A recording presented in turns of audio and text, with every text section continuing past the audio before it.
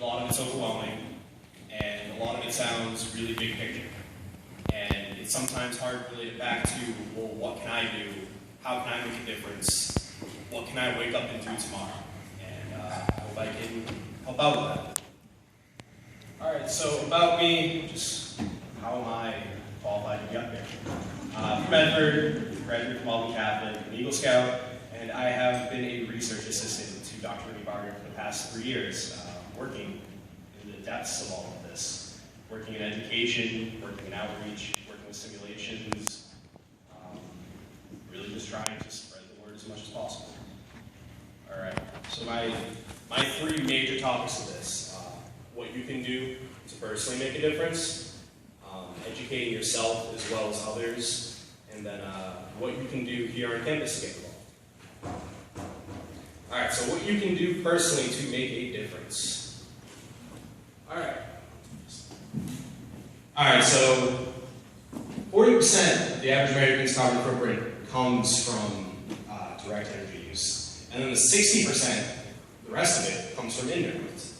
And that's kind of hard to realize sometimes, in that a lot of what we use for energy isn't things we're doing directly. It's not from our driving, it's not from anything you're using, it's from where you're getting your energy, it's from where you're getting your food.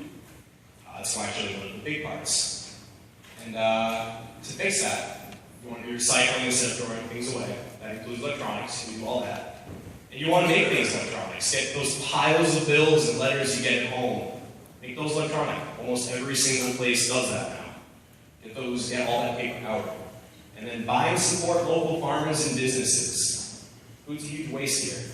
We import it from the other side of the planet. Bring food everywhere.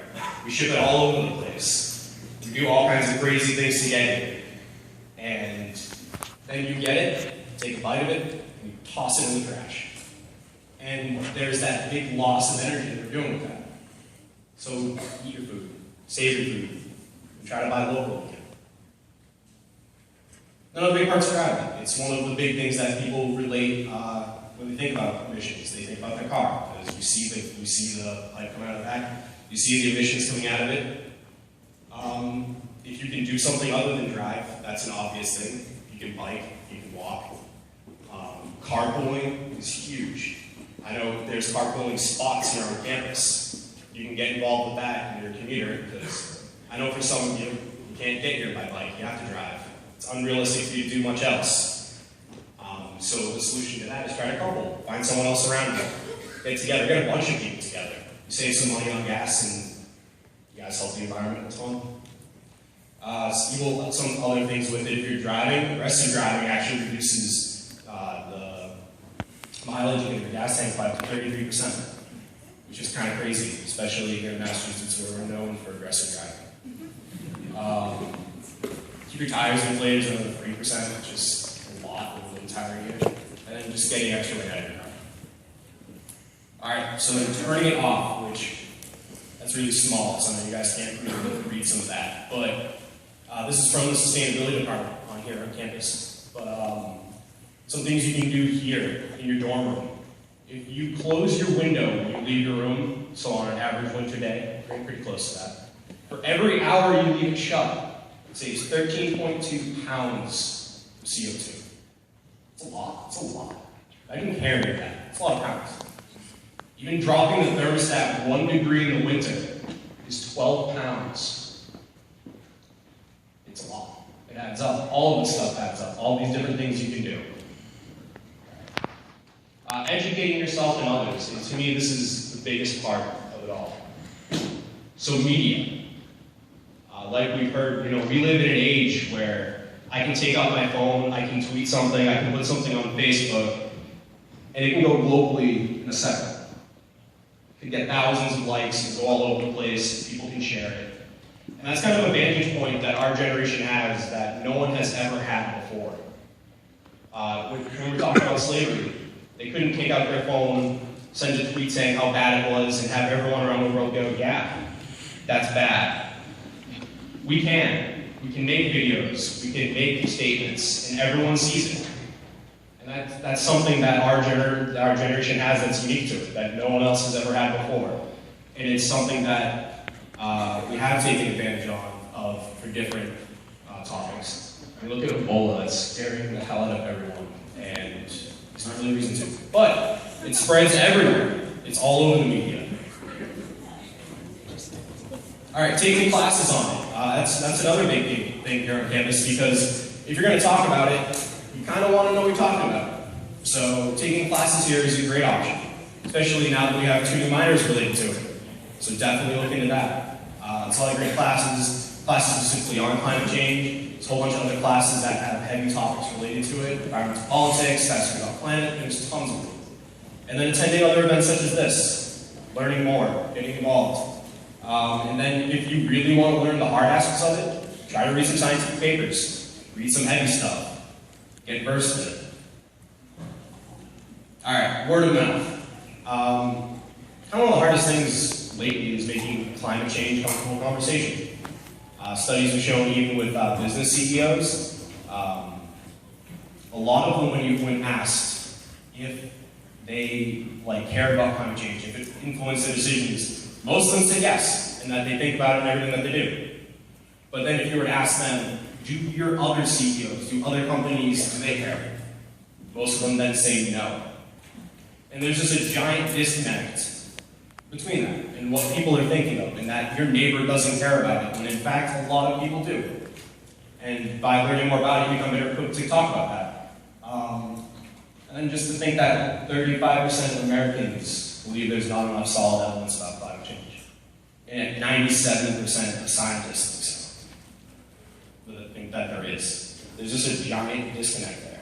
And it's trying to bridge that gap between what the scientists think and what the public thinks. That's really hard. And going back to the media part, I think that's the biggest part of where you can bridge that gap and make that a lot closer. All right, what you can do on campus to get involved. First thing, and the biggest thing I'd like to do for that is to invite up some members of the SEA to talk about the SEA. Travis, DJ, Alex here.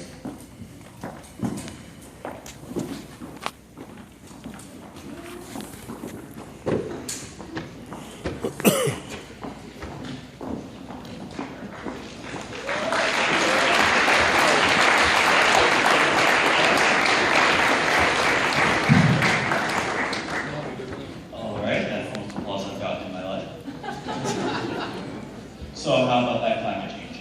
My name is Travis, and I'm here speaking on behalf of the Student Environmental Alliance. Hereby, from now on, in this little field, it'll be known as C, because that's how it's abbreviated. So we're a student-run organization here on campus, and obviously, just like a lot of you out there, we're scared. There's a lot of dissonance going on, and we don't know what to do. But we're making lots of plans, we're doing lots of activities, we're trying to get more people involved with exactly what everyone's been talking about here today. We want people to try to make a difference and try to start taking the steps that everybody has to make in order to make that difference for the future of, everything. So,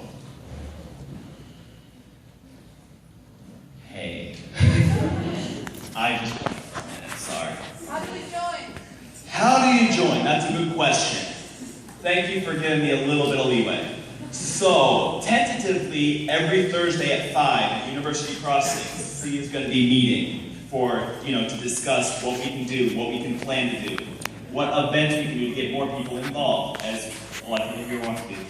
On all the seats here in this room, you've got a survey that we would like you to fill out with your email, with what you would like to do on campus, how you would like to, be provided with the resources that we have unbeknownst to many of you.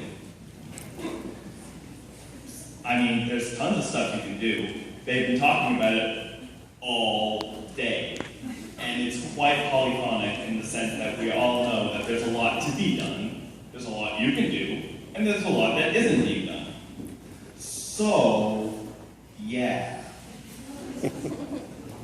Is there any other questions about C? Because we do lots of stuff. What are we doing? If you come on Thursday, you'll find out. They told me to plug that, and I forgot. Because I'm not well prepared. But really, why should you get involved? I see lots of shrugs. I see lots of indifference. I understand. I'm there too. There's all sorts of reasons you should get involved. Okay. There are plenty of reasons why you should get involved. It's a very good idea to, join groups of people that have a like-minded opinions about what you think is important. If you all think climate change is important, then go hang out with people who also think climate change is important. You might have a few things in common. And it's that high-five mentality that really helps make the difference. It's hard for one person to do something. When a couple of dozen people to 100 to 1,000 to 10,000 and et cetera, when they do something, it's a lot more easy to be heard. Because that's how group mentalities work. So beyond that, maybe you want to be a leader of that 10,000. You can learn that by being active in a group. You can, be like me, talking up here, not knowing much of what I'm talking about.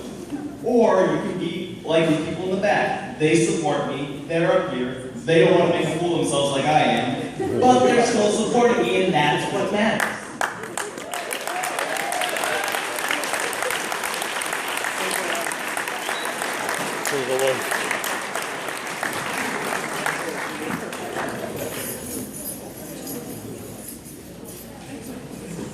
Alright, well, because we're running over time, just my whole thing in conclusion, try to be mindful of what you buy, conserve what you can, spread the message using modern media. It's a tool that we have that no one else has ever had before. Take steps to keep learning more.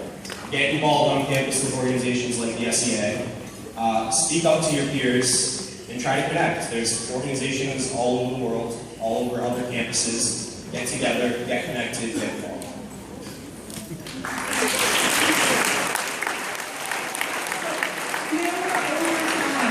But I do want to give people a chance to ask speakers questions. So if you want to leave, that's fine. If you want to stay for a few minutes, if you have something you'd like to ask the speakers, we'll give you a few minutes to do that. No worries. Thank you for coming today. Excellent job.